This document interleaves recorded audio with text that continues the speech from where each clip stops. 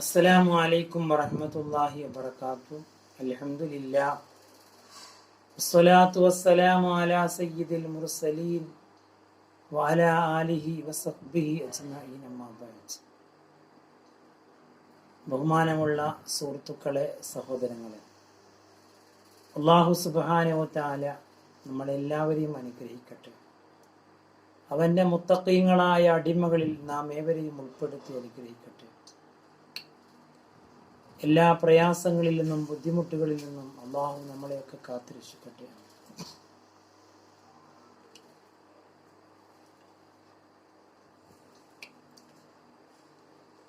ഇന്ന് നാം പറയാൻ പോകുന്ന വിഷയം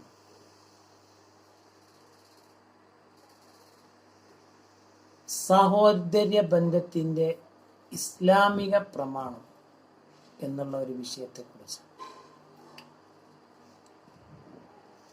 അഥവാ മനുഷ്യരൊക്കെ സഹോദരങ്ങളെ പോലെ വർത്തിക്കണം എന്നാണ് ഇസ്ലാം പഠിപ്പിക്കുന്നത്. മതത്തിൻ്റെയോ ജാതിയുടെയോ പേരിലൊന്നും മനുഷ്യൻ ഭിന്നിക്കരുത്, മനുഷ്യൻ അനൈക്യപ്പെടരുത് എന്നുള്ളതാണ് ഇസ്ലാം പഠിപ്പിക്കുന്നത്.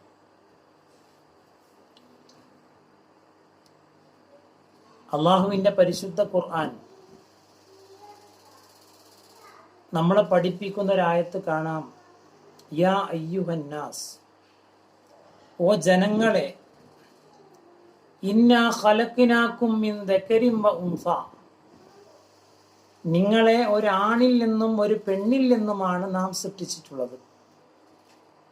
വജഅൽനാകും ശുഉബൻ വ ഖബായില, നിങ്ങളെ വ്യത്യസ്ത ഗോത്രങ്ങളും വംശങ്ങളുമാക്കിയത് ലിതആറഫൂ, നിങ്ങൾ പരസ്പരം തിരിച്ചറിയുന്നതിന് വേണ്ടിയാണ്. അതല്ലാതെ ഗോത്രത്തിൻ്റെയോ കുടുംബ മഹിമയുടെ പേരിലോ നിങ്ങൾക്ക് ഒരാൾക്കും മഹത്വമില്ല. നിങ്ങളിൽ മഹത്വം ഇന്ന അക്രമക്കും ഇൻദല്ലാഹി അത്ഖാക്കും, ആര് അള്ളാഹ്ക്ക് തഖ്വ ചെയ്യുന്നുവോ അവർക്കാണ് നിങ്ങളിൽ മഹത്വമുള്ളത് എന്ന് പുണ്യനെ പരിശുദ്ധ ഖുർആൻ നമ്മളെ പഠിപ്പിക്കുന്നുണ്ട്. ഇന്ന അക്രമക്കും ഇൻദല്ലാഹി, തീർച്ചയായും നിങ്ങളിൽ ഏറ്റവും ആദരണീയൻ ഇൻദല്ലാഹ്, അള്ളാഹിന്റെ അടുക്കൽ ഏറ്റവും ആദരണീയൻ ആരാ? അത്ഖാക്കും, നിങ്ങളിൽ ഏറ്റവും അള്ളാഹുവിനെ ഭയപ്പെടുന്നവരാരോ അവർക്കാണ്. സമ്പത്തിൻ്റെയോ കുടുംബത്തിൻ്റെയോ ജാതിയുടെയോ തൊലിയുടെയോ വർണ്ണത്തിൻ്റെയോ ഭാഷയുടെയോ വേഷത്തിൻ്റെയോ ഒരു തരത്തിലുള്ള വ്യത്യാസവും ഇല്ല, നിങ്ങളൊക്കെ സമന്മാരാണ് എന്നാണ് ഇസ്ലാമിൻ്റെ നിർദ്ദേശം. അതാണല്ലോ ഇസ്ലാം അയൽവാസിയെ പരിഗണിക്കേണ്ടിടത്ത് അള്ളാഹിന്റെ റസൂല് സല്ലല്ലാഹു അലൈഹി വസല്ലമ തങ്ങൾ പഠിപ്പിച്ചത്, അയൽവാസി ഒരു മുസ്ലിം അല്ലാത്ത ആളാണെങ്കിൽ പോലും അവനോട് നിനക്ക് കടപ്പാടുണ്ട് എന്ന് പഠിപ്പിച്ചതാണ് നമ്മുടെ മതം. അഥവാ അവന്റെ വീട്ടിൽ അവൻ വിശന്നിരിക്കുമ്പോൾ നീ ഭക്ഷണം കഴിക്കുന്നുവെങ്കിൽ നീ എന്നിൽ പെട്ടവനല്ല എന്ന് പുണ്യ നബി സല്ലല്ലാഹു അലൈഹി വസല്ലം പഠിപ്പിച്ചിട്ടുണ്ട്. ഇസ്ലാം ഈ ഒരു ബന്ധം കാത്തു സൂക്ഷിക്കാൻ വിശ്വാസികളോട് ആഹ്വാനം ചെയ്യുന്നുണ്ട് എന്നർത്ഥം.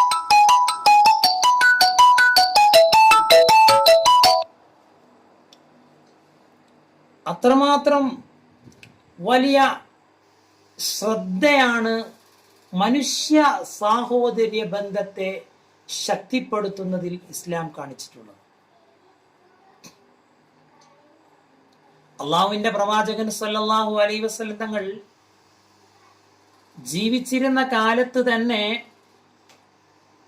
ഇതര മതസ്ഥരോടും അവരുടെ പണ്ഡിതന്മാരോടും പ്രവാചകൻ സല്ലല്ലാഹു അലൈഹി വസല്ലം വളരെ മാന്യമായിട്ടാണ് പെരുമാറിയത്.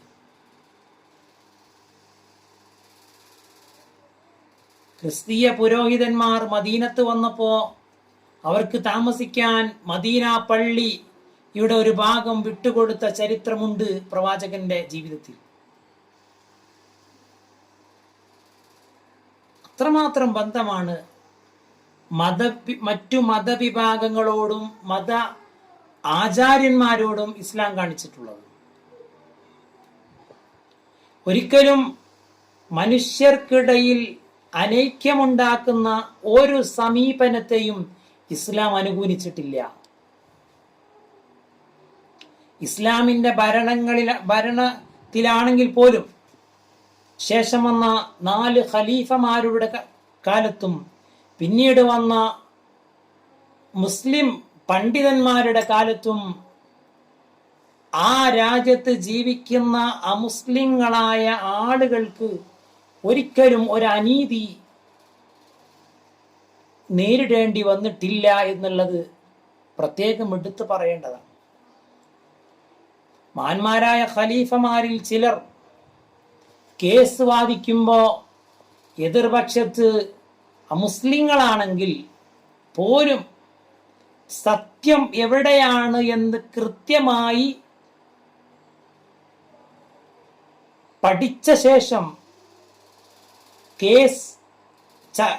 കേസിന് വരുമ്പോ, കേസ് ചർച്ചയ്ക്ക് വരുമ്പോ ആ കേസ് അമുസ്ലിങ്ങൾക്ക് അനുയോജ്യമായി വിധിച്ചതായിട്ടും നമുക്ക് കാണാൻ കഴിയും. അപ്പോ ഒരിക്കലും മറ്റു മതവിഭാഗങ്ങളോടോ മത ആചാര്യന്മാരോടോ ഇസ്ലാം ഒരു തരത്തിലുള്ള അനീതിയും കാണിച്ചതായിട്ട് ഒരാൾക്കും കാണാൻ കഴിയില്ല. ചരിത്രം വിശാലമാണ്, ചരിത്രം ആർക്കും അന്വേഷിക്കാവുന്നതുമാണ്. ഇസ്ലാമിന്റെ ചരിത്രം തുറന്ന ഒരു പുസ്തകമാണ്. ഒരിക്കലും ഒന്നും മറച്ചു വെക്കാൻ ഇസ്ലാമിന്റെ ചരിത്രത്തിൽ ഇല്ല.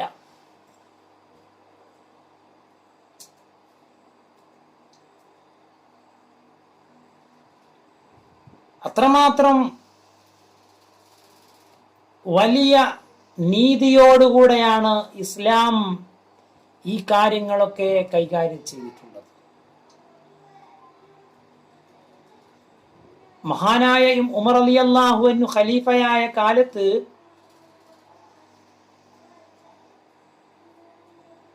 ക്രിസ്തീയ പണ്ഡിതന്മാർ അവരുടെ ആ പ്രദേശങ്ങളൊക്കെ കാണുമ്പോൾ സന്ദർശന വേളയിൽ ഉമർ റളിയല്ലാഹു അൻഹു ചെന്നപ്പോൾ നിസ്കാര സമയമായപ്പോൾ ക്രിസ്തീയ പണ്ഡിതന്മാർ അവര് പറഞ്ഞു, നിങ്ങൾ ഈ ചർച്ചിൽ കയറി നിസ്കരിച്ചോളൂ, നിങ്ങൾക്ക് ശുദ്ധിയുള്ളൊരു സ്ഥലമല്ലേ വേണ്ടത് നിസ്കരിക്കാൻ. ഉമർ റളിയല്ലാഹു അൻഹു പറഞ്ഞു, നിങ്ങളുടെ ആ ഒരു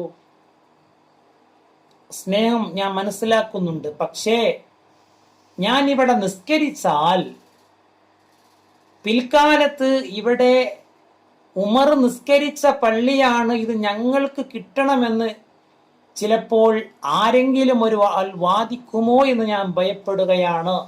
അതുകൊണ്ട് നിങ്ങൾ ഇവിടെ നിസ്കരിക്കാനുള്ള നിങ്ങളുടെ ക്ഷണം ഞാൻ സ്നേഹത്തോടെ ഞാൻ നിരസിക്കുന്നു എന്ന് മഹാനായ ഖലീഫ ഉമർ റളിയല്ലാഹു അൻഹു പറഞ്ഞതായിട്ട് കാണാം. ഇതാണ് ഇസ്ലാം. ഇസ്ലാം വളരെ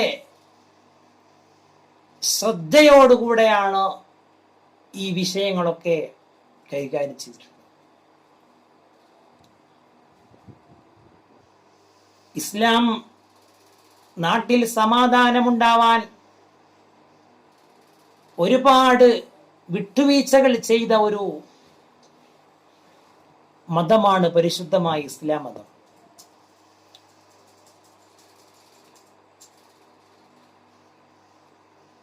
ഒരു സമയം അള്ളാഹുവിന്റെ പ്രവാചകൻ സ്വല്ലല്ലാഹു അലൈഹി വസല്ലം തങ്ങൾ മക്ക ഇസ്ലാമിന്റെ കീഴിൽ വരുന്നതിന്റെ മുമ്പ് പുണ്യനബി തങ്ങൾ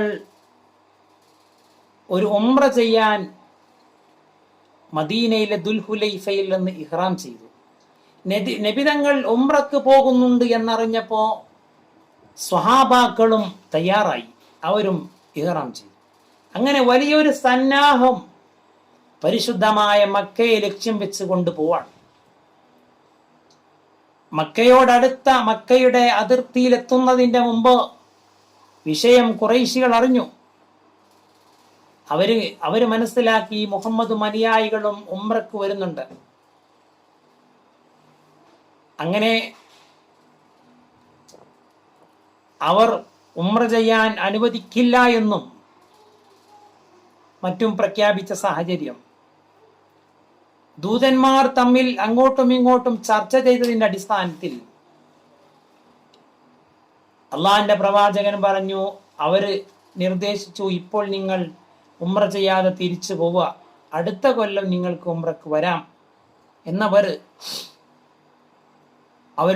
അവർ ചർച്ചക്കിടയിൽ നിർദ്ദേശം വന്നപ്പോൾ പുണ്യനബി തങ്ങളും ആയിരക്കണക്കിന് വരുന്ന സ്വഹാബത്തെ കിറാമും എന്താ ചെയ്തത്? പരിശുദ്ധമായ മക്കയോടടുത്ത ഹുദൈബിയയിൽ വെച്ചിട്ട് യഥാർത്ഥത്തിൽ ഉംറക്കോ ഹജ്ജിനോ ഇഹ്റാം ചെയ്ത് കഴിഞ്ഞാൽ അത് ഒന്നെങ്കിൽ ആ കർമ്മം പൂർത്തിയാക്കണം, അല്ലെങ്കിൽ മൃഗത്തിനെ ബലിയറുത്ത് അതിൽ നിന്ന് പിന്തിരിയണം എന്ന നിയമം. ഹുദൈബിയയിൽ വെച്ച് അവര് ഒട്ടകത്തെ അറുത്ത് അവര് ഇഹ്റാമിൽ നിന്ന് പിരിയുകയാണ് ചെയ്തത്. നോക്കൂ നിങ്ങൾ, ഇഹ്റാം ഉംറ ചെയ്യാൻ വേണ്ടി ഇഹ്റാമിന്റെ വേഷവുമായി തൽബിയത്തിന്റെ മന്ത്രങ്ങളുമായി മക്കയെ ലക്ഷ്യം വെച്ച് വരുന്ന ഖുറൈശികളായ ആളുകൾ നബി സല്ലല്ലാഹു അലൈഹി വസല്ലം സ്വഹാബത്തെ കിറാമും ഒരു നാട്ടിന്റെ മസ്ലഹത്ത്, നാട്ടിന്റെ ഐക്യം ഉണ്ടാക്കുക എന്നതിന് വേണ്ടി പുണ്യതങ്ങൾ ഇതര ആളുകളോട് കാണിച്ച ഒരു മമത, നാടിന്റെ സമാധാനത്തിന് വേണ്ടി നബിതങ്ങൾ ചെയ്ത ഒരു വിട്ടുവീഴ്ച, ഈ ഒരു വിഷയത്തിൽ തന്നെ സ്വഹാബാക്കളിൽ പലർക്കും വിയോജിപ്പുകളൊക്കെ ഉണ്ടായിരുന്നു. എന്തിനാ നമ്മൾ ഇത്ര പേടിക്കുന്നത് എന്നൊക്കെ വിചാരിക്കുന്ന ആളുകൾ ഉമർ റളിയല്ലാഹു പോലത്തെ ആളുകൾ ഉണ്ടായിരുന്നു. പക്ഷെ നബിതങ്ങൾ പറഞ്ഞു, ഇപ്പൊ നമുക്ക് ഒട്ടകത്തെ അറുത്ത് തഹല്ലുലാവാം,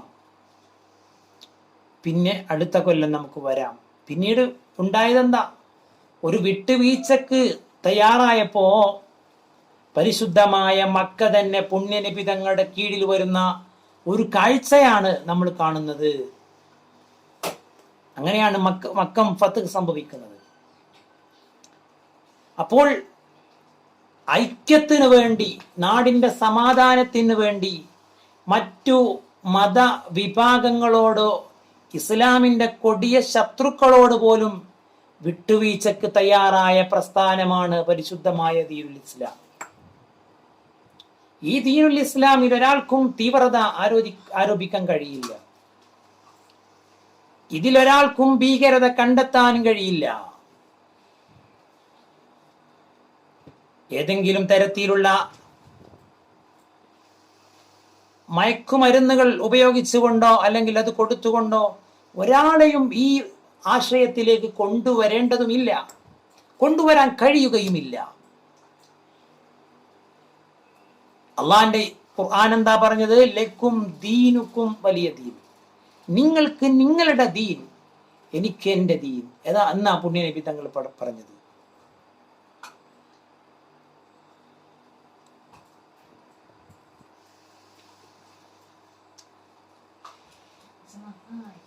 അതുകൊണ്ട് തന്നെ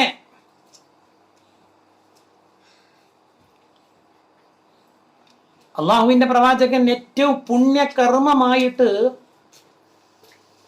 സ്വഹാബത്തിനോട് പറഞ്ഞതെന്താ? ഏറ്റവും നല്ല ഒരു കാര്യമായി പറഞ്ഞത് അൽ-ഇസ്ലാഹു ബൈനന്നാസ്, ജനങ്ങൾക്കിടയിൽ നന്മയുണ്ടാക്കുക.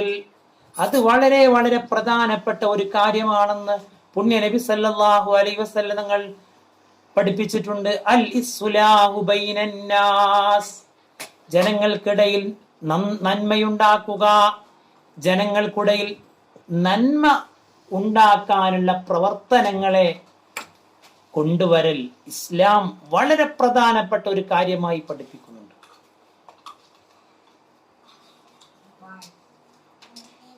അള്ളാഹുവിന്റെ പരിശുദ്ധ പ്രവാചകർ മറ്റു മതക്കാരോട്, അന്നത്തെ കാലത്ത് ഇസ്ലാമിന്റെ കൊടിയ ശത്രുക്കളായിരുന്നു ജൂതരും ക്രൈസ്തവരും.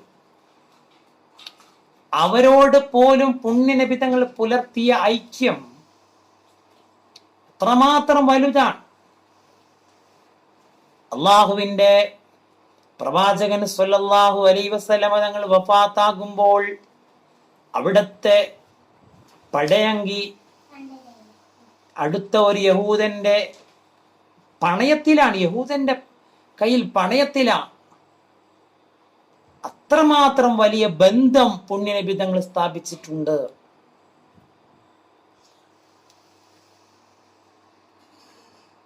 അതുകൊണ്ടാണല്ലോ ഇർക്കൽ രാജാവിന്റെ അടുക്കൽ പുണ്യനബി സല്ലല്ലാഹു അലൈഹി വസല്ലമ തങ്ങളെ കുറിച്ച് അന്ന് മുസ്ലിമല്ലാത്ത അബൂ സുഫിയാനോട് ചോദിച്ചപ്പോൾ അബൂ സുഫിയാൻ പറഞ്ഞതെന്താ? വളരെ സത്യസന്ധമായ ഒരു മറുപടിയാണ് അബൂ സുഫിയാൻ പറഞ്ഞത്.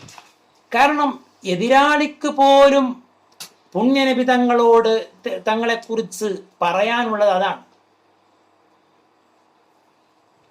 അതുകൊണ്ട് മനുഷ്യർ തമ്മിൽ ഐക്യത്തോടെ പ്രവർത്തിക്കണം എന്നുള്ളത് ഇസ്ലാമിന്റെ പ്രധാനപ്പെട്ട ഒരു കാര്യമാണെങ്കിൽ മുസ്ലിങ്ങൾ തമ്മിലുള്ള ബന്ധവും വളരെയേറെ സുശക്തമാവണം.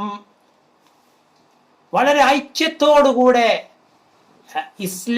മുസ്ലിങ്ങൾ വർദ്ധിക്കണം എന്നുള്ളത് ഇസ്ലാമിന്റെ കൽപ്പനയാണ്. അള്ളാഹുവിന്റെ ഖുർആൻ പറയുന്നുണ്ട്, വദ്കുറൂ നിഅമത്തല്ലാഹി അലൈക്കും ഇദ് കുൻതും അഅദാഅ ഫഅല്ലഫ ബൈന ഖുലൂബിക്കും ഫഅസ്ബഅ്തും ബിനിഅമതിഹി ഇഖ്വാനാ. അള്ളാന്റെ റസൂലിന്റെ കാലത്ത് വളരെ നിസ്സാരമായ കാര്യത്തിന് വേണ്ടിയിട്ട് തർക്കിക്കുകയും കലഹിക്കുകയും യുദ്ധം ചെയ്യുകയും ചെയ്തിരുന്നവരായിരുന്നു ഔസും ഖസ്റജും. നൂറ്റാണ്ടുകളോളം ഒരു ചെറിയ ഒരു കാരണത്തിന് വേണ്ടി ഇവർ തമ്മിൽ യുദ്ധമുണ്ടായിട്ടുണ്ട് എന്ന് ചരിത്രം പറയുന്നുണ്ട്. നൂറ്റാണ്ടുകളോളം. അഥവാ അയൽപക്കക്കാരനായ ആളുടെ ഒരു ഒട്ടകം തന്റെ പറമ്പിലുള്ള ഒരു ഇല കടിച്ചതിന്റെ പേരിൽ ആണ് എന്ന് പറയപ്പെടുന്നു. വർഷങ്ങളോളം യുദ്ധങ്ങൾ നടത്തി, യുദ്ധങ്ങൾ ഉണ്ടായി. എത്രയോ രക്തച്ചൊരിച്ചിലുകളല്ലേ ഉണ്ടായത്. ആ ഒരു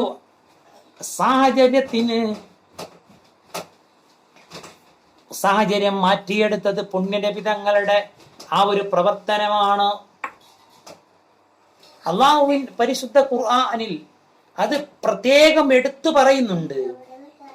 വദ്കുറൂ, നിങ്ങൾ ഓർക്കണം, നിഅമത്തല്ലാഹി അലൈക്കും, നിങ്ങളെ മേൽ അള്ളാഹു ചെയ്ത അനുഗ്രഹങ്ങളെ നിങ്ങൾ ഓർക്കണം. എന്താണ് അനുഗ്രഹങ്ങൾ? ഇതും കുന്തും അഅദാഅ, നിങ്ങൾ ശത്രുക്കളായിരുന്നു, ശത്രുതയോടുകൂടെ പ്രവർത്തിച്ചിരുന്നവരായിരുന്നു നിങ്ങൾ. ഫഅല്ലഫ ബൈന ഖുലൂബിക്കും, നിങ്ങൾക്കിടയിൽ അല്ലാഹു ഒരു യോജിപ്പ് തന്നിട്ടുണ്ടായിരുന്നില്ലോ, നിങ്ങളെ യോജിപ്പിച്ചു അല്ലാഹു. ഫഅല്ലഫ ബൈന ഖുലൂബിക്കും, നിങ്ങളെ ഹൃദയങ്ങൾക്കിടയിൽ ഒരു യോജിപ്പ് അല്ലാഹു ഇട്ട് തന്നു. ഫഅസ്ബഹ്തും ബിനിഅമതിഹി ഇഖ്വാന, ഫഅസ്ബഹ്തും, അങ്ങനെ നിങ്ങളായി, ബിനിഅമതിഹി, അല്ലാഹുവിന്റെ അനുഗ്രഹം കൊണ്ട്. അള്ളാഹിന്റെ അനുഗ്രഹം എന്ന് പറഞ്ഞാൽ പ്രവാചകൻ സല്ലല്ലാഹു അലൈഹി വസല്ലം തങ്ങളെ കൊണ്ട്. ഇഖ്വാന, സഹോദരന്മാരായി.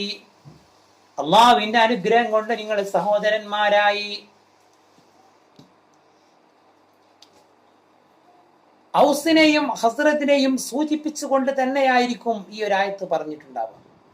അപ്പൊ നബിതങ്ങൾ ആ സമൂഹത്തിൽ സമാധാനത്തിന്റെ സന്ദേശവുമായി, ഐക്യത്തിന്റെ ആ ഒരു മന്ത്രവുമായിട്ട് ആ പുണ്യനബിതങ്ങൾ അവിടെ ഇസ്ലാമിക പ്രബോധനം നടത്തി.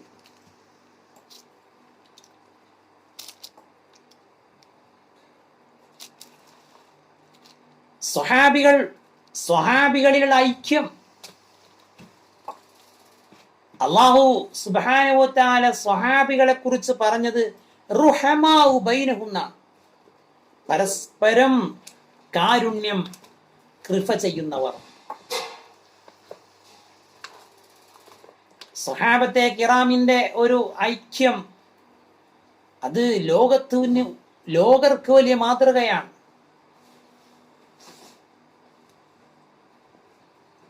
ഉള്ളവൻ ഇല്ലാത്തവനെ സഹായിക്കുന്നു. ഒരാൾക്ക് പ്രയാസങ്ങൾ നേരിടുമ്പോൾ അവരെ ചേർത്ത് പിടിക്കാനും അവരെ സഹായിക്കാനും സ്വഹാബികൾ മത്സരിച്ചിരുന്നതായി കാണാൻ സാധിക്കും. മഹാനായ അബ്ദുറഹ്മാൻ ഇബ്നു ഔഫ് റളിയല്ലാഹു അൻഹുവിന്റെ ചരിത്രം പരതിയാൽ ഈ ഒരു വിഷയം നമുക്ക് ബോധ്യപ്പെടും. മഹാനായ അബ്ദുറഹ്മാൻ ഇബ്നു ഔഫ് റളിയല്ലാഹു അൻഹു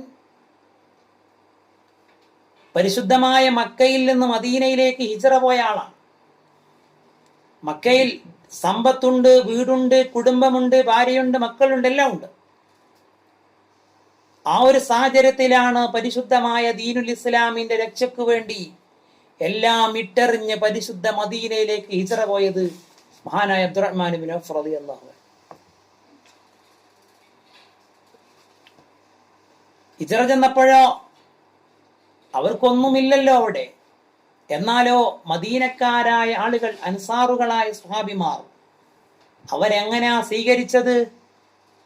ഇരു കൈയും നീട്ടി നമ്മൾ സ്വീകരിച്ചു എന്ന് നമ്മൾ പറയില്ലേ? അവരെ വളരെ സ്നേഹത്തോടെ സ്വീകരിച്ച് അവർക്ക് വേണ്ടുന്നതൊക്കെ കൊടുക്കാൻ മദീനക്കാരായ ആളുകൾ തയ്യാറായി, അൻസാറുകൾ തയ്യാറായി. മഹാനായ സഅദ് റളിയല്ലാഹു അൻഹു, മഹാനായ സഅദ് ബിൻ റബീഉൽ അൻസാരി റളിയല്ലാഹു അൻഹു അദ്ദേഹത്തെ ഒരു സുഹൃത്തായി, കൂട്ടുകാരനായി ഏറ്റെടുത്തു. മഹാനായ സഅദ് റളിയല്ലാഹു അൻഹു അബ്ദുറഹ്മാൻ ഇബ്നു ഔഫ് റളിയല്ലാഹു അൻഹുവോട് പറഞ്ഞ ഒരു സന്ദേശം ഇസ്ലാമിന്റെ ചരിത്രത്തിന്റെ ഗ്രന്ഥങ്ങളിൽ കാണാം. യാ ഉഖയ്യ, എന്റെ പൊന്നു കൂട്ടുകാര, എന്റെ പൊന്നു സഹോദര, അനക്സറു അഹ്ലിൽ മദീനതി മാല, അനക്സറു അഹ്ലിൽ മദീനതി മാല, എനിക്ക് മദീനയിൽ ധാരാളം സമ്പത്തുണ്ട്. ഫഉഖ്സിമു ലക നിസ്ഫ മാലി, എന്റെ മുതലിൽ നിന്ന് പകുതി മുതൽ ഞാൻ നിനക്ക് തരാം. എന്റെ മുതലിന്റെ പകുതി മുതൽ സമ്പത്ത് ഞാൻ നിനക്ക് തരാം. വലിയമ്രാത്താനി, എനിക്ക് 2 ഭാര്യയുണ്ട്. വൻളുർ അയ്യതുഹുമാ അർളാ ഇൻദക, നിനക്ക് ഏതാണോ നിനക്ക് താല്പര്യമുള്ളതെങ്കിൽ ആ ഭാര്യയെ ഞാൻ ഒഴിവാക്കി, ആ ഭാര്യയെ ഞാൻ നീ മൊഴി ചൊല്ലി എടുത്ത കഴിഞ്ഞിട്ട് നിനക്ക് അവളെ വിവാഹം ചെയ്യുകയും ചെയ്യാം. അന്യനാട്ടിൽ നിന്ന് വന്ന ദീനിന്റെ സംരക്ഷണത്തിന് വേണ്ടി, ദീനിന്റെ വിജയത്തിന് വേണ്ടി ഹിജ്റ വന്ന അബ്ദുറഹ്മാൻ ഇബ്നു ഔഫ് റളിയല്ലാഹു അൻഹുവിനോട് മഹാനായ സഅദ് ബിൻ റബീഉൽ അൻസാരി റളിയല്ലാഹു അൻഹു പറഞ്ഞതാണിത്. എന്താ അബ്ദുറഹ്മാൻ ഇബ്നു ഔഫ് റളിയല്ലാഹു അൻഹു പ്രതികരിച്ചത്? അബ്ദുറഹ്മാൻ ഇബ്നു ഔഫ് റളിയല്ലാഹു അൻഹു സ്വീകരിക്കാനുള്ള എല്ലാ സ്വാതന്ത്ര്യമുണ്ട്. മനസ്സറിഞ്ഞ് പറഞ്ഞതാണ്, കടമ നിർവഹിക്കാൻ പറഞ്ഞതല്ല. അബ്ദുറഹ്മാൻ ഇബ്നു ഔഫ് റളിയല്ലാഹു അൻഹു പറഞ്ഞു, ബാറകല്ലാഹു ലക ഫീ അഹ്ലിക വ മാലിക്, നിങ്ങളുടെ കുടുംബത്തിലും നിങ്ങളുടെ സമ്പത്തിലും അള്ളാഹു നിങ്ങൾക്ക് ബർക്കത്ത് ചെയ്യട്ടെ. നിങ്ങളുടെ ഭാര്യയിലും നിങ്ങളുടെ സമ്പത്തിലും അള്ളാഹു നിങ്ങൾക്ക് ബർക്കത്ത് ചെയ്യട്ടെ. വലാക്കിന്നെങ്കിലും ദുല്ലനി അലസ്സൂഖ്, എനിക്ക് ഇവിടത്തെ അങ്ങാടി നിങ്ങൾ കാണിച്ചു തരൂ. ജനങ്ങൾ എവിടെയാണ് ഇവിടെ ഒരുമിച്ച് കൂടുന്നത് അത് നിങ്ങൾ എനിക്ക് കാണിച്ചു തരൂ. ജനങ്ങൾ എവിടെയാണ് ഒരുമിച്ച് കൂടുന്നത് അത് നിങ്ങൾ എനിക്ക് കാണിച്ചു തരൂ. അങ്ങനെ ഫദല്ലഹു അലൈഹി, അങ്ങാടി കാണിച്ചു കൊടുത്തു. ഫജഅല യത്തജിറു, അങ്ങനെ അദ്ദേഹം കച്ചവടം ആരംഭിച്ചു. സമ്പന്നനായി, ഒരുപാട് സമ്പത്തിന്റെ ഉടമയായി. വലിയൊരു ആത്മവിശ്വാസം മഹാനായ അബ്ദുറഹ്മാൻ ബിൻ ഔഫ് റളിയല്ലാഹു അൻഹു ഉണ്ടായിരുന്നു. അവിടെ നിന്ന് വിവാഹം ചെയ്തു. അങ്ങനെ വിവാഹം കഴിഞ്ഞിട്ട് നബി തങ്ങൾ അദ്ദേഹത്തെ കണ്ട ഒരു രംഗം ഹദീസിന്റെ കിതാബിൽ കാണുന്നുണ്ട്. അന്നത്തെ കാലത്ത് വിവാഹിതരായ ആളുകൾ ഉപയോഗിക്കുന്ന ഒരു അത്തറ് പൂശിയപ്പോൾ നബി സല്ലല്ലാഹു അലൈഹി വസല്ലം അദ്ദേഹത്തോട് ചോദിച്ചു, യാ അബ്ദുറഹ്മാൻ, നിങ്ങൾ വിവാഹം ചെയ്തോ? അതെ. എന്നിട്ട് നബി തങ്ങൾ അദ്ദേഹത്തോട് പറഞ്ഞു, ഔലിം ബിഷാത്ത്, ഒരാടെങ്കിലും കൊടുത്ത് നിങ്ങൾ വലീമത്ത് വിവാഹ സദ്യ ഒരുക്കുക എന്ന് നബി തങ്ങൾ അബ്ദുറഹ്മാൻ ബിൻ ഔഫ് റളിയല്ലാഹു അൻഹുവിനോട് പറഞ്ഞതായിട്ട് കാണാൻ സാധിക്കും. ഒരു ആടെങ്കിലും കൊടുത്തിട്ട്, കാരണം അന്ന് വിവാഹ സദ്യക്ക് ആട് കൊടുക്കുന്നവർ വളരെ വളരെ കുറവാ. കാരണം സാമ്പത്തികമായി അത്ര ഉയർന്നവർ അവിടെ വളരെ കുറവുള്ളൂ.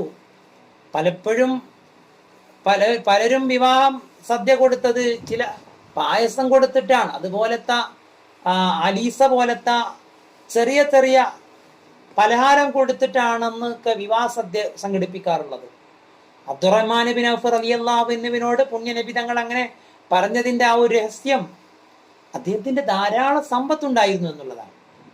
ധാരാളം സമ്പത്തുണ്ടായത് കൊണ്ടാണ് അദ്ദേഹത്തോട് പറഞ്ഞത്, ഒരു ആടിനെ അറുത്തിട്ടെങ്കിലും നിങ്ങൾ വിവാഹ സദ്യ ഒരുക്കുക എന്ന് നബി തങ്ങൾ പറഞ്ഞത്. അതിന്റെ ഒരു കാര്യം നിങ്ങളൊന്ന് ചിന്തിച്ചു നോക്കൂ.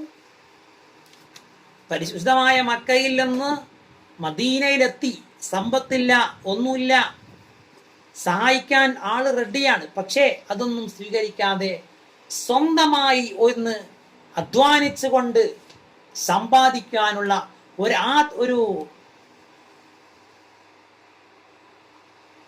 ഒരു പ്രതീക്ഷ, ഒരു ആത്മവിശ്വാസം അദ്ദേഹത്തിന് ഉണ്ടായതുകൊണ്ട്, ഒരു മനക്കരുത്തിന്റെ ഉടമയായതുകൊണ്ട് അദ്ദേഹത്തിന് ഉയരാൻ കഴിഞ്ഞു എന്നുള്ളതാണ്. പിന്നീട് അദ്ദേഹം സ്വർഗത്തിലെ ഉന്നത സ്ഥാനമുള്ള ആളായി,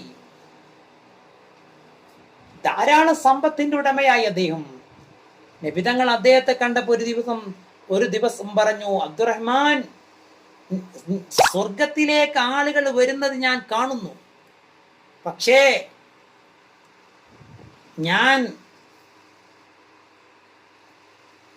നിങ്ങൾ അല്പം വഴുകിയാണ് സ്വർഗത്തിൽ വരുന്നത് എന്ന് എനിക്ക് മനസ്സിലാകുന്നുണ്ട്. അതിന്റെ കാരണം നിങ്ങളുടെ ധനമാണ് എന്ന് പറഞ്ഞു എന്നാണ്. കാരണം ആ സമ്പത്തിന്റെ വിചാരണ മുഴുവൻ കഴിഞ്ഞിട്ടല്ലേ വരാവൂ. അങ്ങനെ അദ്ദേഹം സമ്പത്തിന്റെ മിക്ക ഭാഗവും ധർമ്മം കൊടുത്തു. അങ്ങനെ സ്വർഗത്തിന്റെ ഉന്നതരിൽ അദ്ദേഹം പെട്ടു. സ്വർഗത്തിൽ പോകുന്നവരിൽ ഉന്നതരിൽ അദ്ദേഹം പെട്ടു. സ്വർഗം നിർബന്ധമായ 10 ഒരു ആളായി മഹാനായ അബ്ദുറഹ്മാൻ ഇബ്നു ഔഫ് റളിയല്ലാഹു അൻഹു മാറി എന്ന ചരിത്രം ഇവിടെ സൂചിപ്പിക്കുന്നത് എന്താ?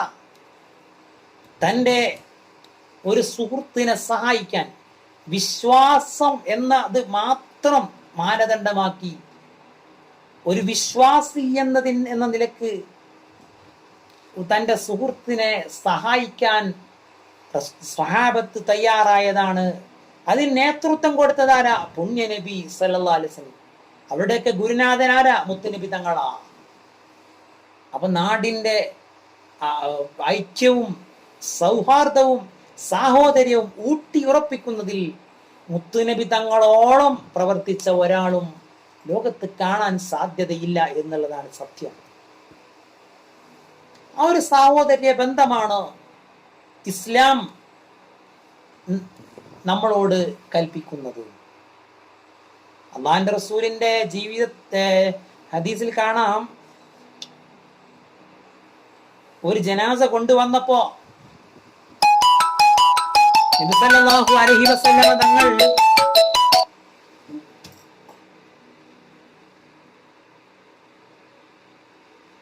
ജനാസ നിസ്കരിക്കുവാൻ നബി തങ്ങൾ തയ്യാറായില്ല. നബി തങ്ങൾ ചോദിച്ചു, ഈ ജനാസക്ക് കടമുണ്ടോ? ഉണ്ട് എന്ന് നബി തങ്ങൾ പറഞ്ഞു. എന്നാൽ ഈ ജനാസ ഞാൻ നിസ്കരിക്കില്ല, കടമുള്ള ജനാസ ഞാൻ നിസ്കരിക്കില്ല എന്ന് പറഞ്ഞു പുണ്യ നബി. അങ്ങനെ പറയുമ്പോൾ സ്വഹാബത്ത് ചെയ്യുന്ന ഒരു പതിവുണ്ട്. എന്താ അങ്ങനെ നബി തങ്ങൾ പറയാൻ കാരണം? സ്വഹാബത്ത് തന്നെ ആ ഒരു സമയത്ത് തന്നെ അദ്ദേഹത്തിന്റെ കടം വീട്ടുവാനുള്ള ഒരു സാഹചര്യം ഉണ്ടാക്കും. നമ്മളെ നാട്ടിൽ അങ്ങനെ പറഞ്ഞാലും ചിലപ്പോൾ കാലങ്ങൾ കഴിഞ്ഞാലും ആ കടം വീടൂല. പറച്ചിൽ മാത്രമേ ഉണ്ടാവുള്ളൂ, പ്രവൃത്തി ഉണ്ടാവൂല. ആരെയും കുറ്റപ്പെടുത്താൻ വേണ്ടി പറഞ്ഞതല്ല. നബിതങ്ങൾ സ്വഹാബിമാരിൽ ഒരാൾക്ക് കടമുണ്ട് എന്ന് ബോധ്യപ്പെട്ടാൽ അവർ തന്നെ അത് വീട്ടുന്ന ഒരു ചുറ്റുപാട് അവർക്കുണ്ട്. കാരണം ഇന്നമൽ മുഅ്മിനൂന ഇഖ്വ, തീർച്ചയായും വിശ്വാസികളൊക്കെ സഹോദരങ്ങളാ. കാരണം എന്തുകൊണ്ട്? അവർ വിശ്വാസികൾ എന്ന നിലക്ക് അവർ സഹോദരങ്ങളാണ്. മഹാനായ ഇബ്നു ഉമർ റളിയല്ലാഹു അൻഹു പറയുന്ന ഒരു സംഭവം കാണാം. അള്ളാഹിന്റെ റസൂലിന്റെ സ്വഹാബിമാരിൽ ഒരാൾക്ക് ഒരു ആട്ടിൻ തല ഹദിയയായി ലഭിച്ചു. ആട്ടിൻ തല ഹദിയയായി ലഭിച്ച ആ ഒരു സ്വഹാബി എന്ത് ചെയ്തു എന്നറിയോ? അദ്ദേഹം പറഞ്ഞു, എൻ്റെ ആ കൂട്ടുകാരനാണ് ഏറ്റവും കൂടുതൽ അർഹൻ, അയാൾക്ക് കൊടുത്തയച്ചു. ഒരു സഹോദരൻ മറ്റൊരു സഹാബി കൊടുത്തയച്ചു, ആ സ്വഹാബി മറ്റൊരു സഹാബി കൊടുത്തയച്ചു. ഇങ്ങനെ 7 ആളുകളിലേക്ക് അതെത്തി. 7 ആളുകളിലേക്ക് എത്തിയിട്ട് തിരിച്ച് ആദ്യം കൊടുത്തയച്ച ആളില്ലേ അയാൾക്ക് തന്നെ അത് കിട്ടി. ഈ ഒരു ഐക്യത്തിന്റെ ആ ഒരു ചിത്രം അതാ മുത്തുനബി തങ്ങൾ അവർക്ക് പഠിപ്പിച്ചു കൊടുത്തത്.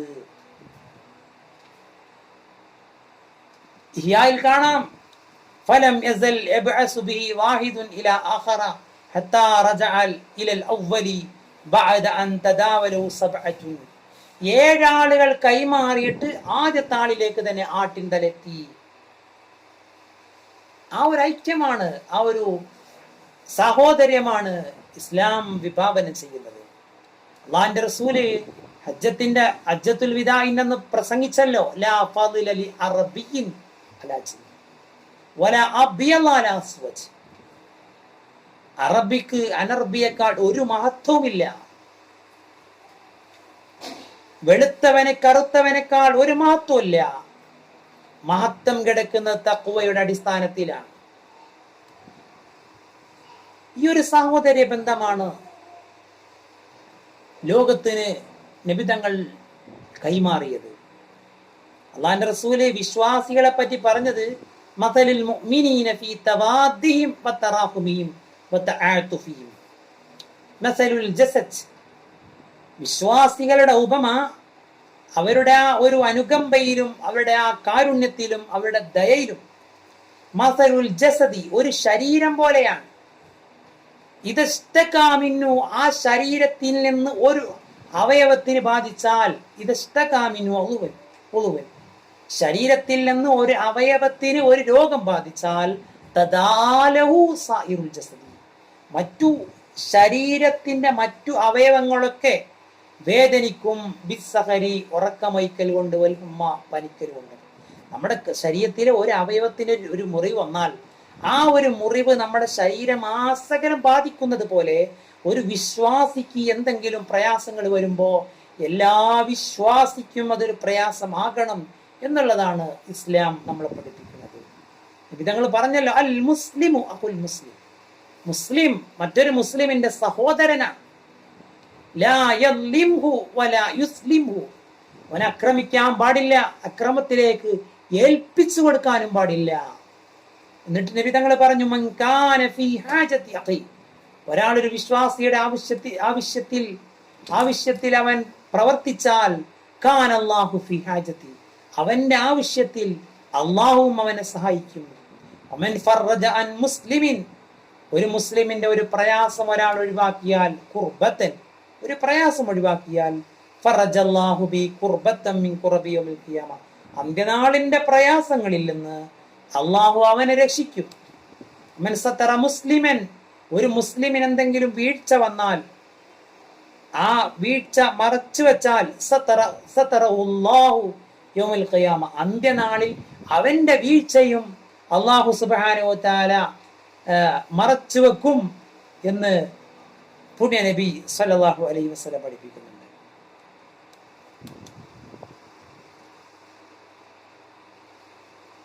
മാത്രല്ല, ഒരു വിശ്വാസിക്ക് മറ്റൊരു വിശ്വാസിയുടെ സമ്പത്ത് ഹറാമാണ്, ധനം ഹറാമാണ്, രക്തം ഹറാമാണ്, അവന്റെ അഭിമാനവും ഹറാമാണ്. ഒരു മുസ്ലിമിനെ ആക്രമിക്കാൻ പാടില്ല, വധിക്കാൻ പാടില്ല, അവന്റെ സമ്പത്ത് എടുക്കാൻ പാടില്ല, അവനെ സമൂഹ മധ്യത്തിൽ അവനെ നാണം കെടുത്തുന്ന സ്വഭാവവും ഉണ്ടാവരുത് എന്നുള്ളതാണ് ഇസ്ലാം നമ്മളെ പഠിപ്പിക്കുന്നത്. അള്ളാഹിന്റെ റസൂല് പറഞ്ഞല്ലോ, ഒരു മുസ്ലിം മറ്റൊരു വിശ്വാസിയോട് കാണിക്കേണ്ട ബാധ്യതകൾ 6ആണ്. ഒന്ന്, ഇദാ ലഖീതഹു ഫസല്ലി അലൈഹി, കണ്ടുമുട്ടുമ്പോൾ അസ്സലാമു അലൈക്കും വറഹ്മത്തുള്ളാഹി എന്ന് പറയാം. അപ്പോൾ അയാൾ വഅലൈക്കുമുസ്സലാം വറഹ്മത്തുള്ളാഹി മടക്കുക. വഇദാ ദഅാക ഫഅജിബു, ക്ഷണിച്ചാൽ ക്ഷണം സ്വീകരിക്കുക. വഇദസ്തൻസഹക ഫൻസഹു, എന്തെങ്കിലും സതുപദേശം തേടിയാൽ നന്മ ഉപദേശിക്കുക. അവനെ വഞ്ചിക്കുന്ന, അവനെ ചതിക്കുന്ന നിലപാടല്ല സ്വീകരിക്കുക. വഇദാ അതസ ഫഹമിദല്ലാഹ ഫശമ്മിതുഹു, അവൻ തുമ്മുകയും അൽഹംദുലില്ലാഹ് പറയുകയും ചെയ്താൽ കേൾക്കുന്നവൻ അവന് തസ്മീത്ത് ചൊല്ലുക. അവൻ വൈദാ മരിള, അവൻ രോഗിയായാലോ ഫഉദ്ഹു, അവൻ നീ സന്ദർശിക്കുക. വൈദാ മാത, അവൻ മരണപ്പെട്ടാലോ ഫത്തബിഉഹു, അവന്റെ ജനാസയെ ഖബറടക്കാൻ നീ അതിനെ അനുഗമിക്കുക എന്ന് നബി സല്ലല്ലാഹു അലൈഹി വസല്ലം പഠിപ്പിക്കുന്നു. ഒരു തന്റെ സഹോദരന് ഒന്നും സഹായിക്കാൻ കഴിയില്ല, സാമ്പത്തികമായിട്ടും മറ്റൊന്നും സഹായിക്കാൻ കഴിയുന്നില്ലെങ്കിലും ഒരു പുഞ്ചിരി കൊണ്ടെങ്കിലും അവനെ സമാധാനിപ്പിക്കണമെന്ന് പഠിപ്പിച്ച മതമാണ് പരിശുദ്ധ ഇസ്ലാം. അള്ളാഹുവിന്റെ റസൂല് പറയുന്നുണ്ട്, ലാ തഹ്കിറന്ന മിനൽ മഅറൂഫ് ഷൈഅ, ഒരു നന്മയും നീ നിസ്സാരമാക്കി കളയരുത്. വലൗ അൻ തൽഖാ അഖാക ബിവജ്ഹിൻ ത്വലീഖ്, അതെന്താ, തന്റെ സഹോദരനെ മുഖപ്രസന്നതയോടുകൂടെ സമീപിക്കുന്നത് പോലും സദഖയാണ്, പുണ്യമാണ് എന്ന് പുണ്യ നബി സല്ലല്ലാഹു അലൈഹി വസല്ലം പഠിപ്പിച്ചിട്ടുണ്ട്. തന്റെ മുസ്ലിമായ സഹോദരനെ കാണുമ്പോൾ ഒന്ന് പുഞ്ചിരിച്ചു കൊടുക്കുക, അതെന്നെ സദഖയാ എന്ന് പഠിപ്പിച്ച മതമാണ് നമ്മുടെ ഇസ്ലാം, പരിശുദ്ധ ഇസ്ലാം മതം. അതുകൊണ്ട് ഈ ഒരു സഹോദര്യ ബന്ധം അതിനെ നമ്മൾ മുറുകെ പിടിക്കണം. നമ്മുടെ ഐക്യം നമ്മൾ കാത്തു സൂക്ഷിക്കണം. മുസ്ലിങ്ങളൊക്കെ മുസ്ലിങ്ങളൊക്കെ സഹോദരങ്ങളാണ്. ആ ഒരു രീതിയിലേക്ക് നമ്മൾ കടന്നു വരണം. അള്ളാഹു സുബ്ഹാനഹു വ തആല നമുക്കതിന് തൗഫീക്ക് നൽകട്ടെ. അള്ളാഹു നമുക്ക് സ്നേഹത്തോടെ സന്തോഷത്തോടെ ഒരു കുടുംബം പോലെ മുന്നോട്ട് പോകാൻ സമുദായത്തിനും സമൂഹത്തിനും അള്ളാഹു തൗഫീക്ക് നൽകട്ടെ. നമ്മുടെ രാജ്യത്ത് എല്ലാവിധ ജനങ്ങളും ഒരുമിച്ച് കൂടുന്ന ഒരു സ്നേഹവും ഐക്യവും ഉണ്ടാവട്ടെ. എല്ലാ മതക്കാരും മതമില്ലാത്തവരുമൊക്കെ ഐക്യത്തോടെ ഒരുമയോടുകൂടെ മുന്നോട്ട് പോകുന്ന ഒരു സാഹചര്യം ഉണ്ടാവട്ടെ. അള്ളാഹു നമ്മളെ അനുഗ്രഹിക്കട്ടെ എന്ന് ദുആ ചെയ്യുന്നു. അള്ളാഹു സുബ്ഹാനഹു വ തആല നമ്മുടെ ദുആനെ സ്വീകരിക്കട്ടെ, നമ്മൾ പറഞ്ഞതിനെ സ്വീകരിക്കട്ടെ. അത് കാരണം എല്ലാ രോഗങ്ങളിൽ നിന്നും വിഷമങ്ങളിൽ നിന്നും അള്ളാഹു നമ്മളെയൊക്കെ കാത്തുരക്ഷിക്കട്ടെ. പ്രയാസങ്ങളിൽ നിന്നും പ്രതിസന്ധികളിൽ നിന്നും അള്ളാഹു നമ്മളെ കാത്തുരക്ഷിക്കട്ടെ. മാറാവ്യാധി രോഗങ്ങളിൽ നിന്നും അള്ളാഹു നമ്മളെ കാക്കട്ടെ. അള്ളാഹു എല്ലാ വിപത്തുകളിൽ നിന്നും നമ്മളെ കാത്തുരക്ഷിക്കുമാറാവട്ടെ. അള്ളാഹു നമ്മുടെ പ്രാർത്ഥനകളും പ്രവർത്തനങ്ങളും ഒരു കർമ്മമായി സ്വീകരിക്കട്ടെ. അള്ളാഹു നമ്മളെയൊക്കെ അനുഗ്രഹിക്കട്ടെ. എല്ലാവരും ദുആ ചെയ്യുക. എല്ലാവരോടും വസിയത്ത് ചെയ്യുന്നു. ഊസിക്കും ബിദ്ദുആ. അസ്സലാമു അലൈക്കും വറഹ്മത്തുള്ളാഹി വബറകാതുഹു.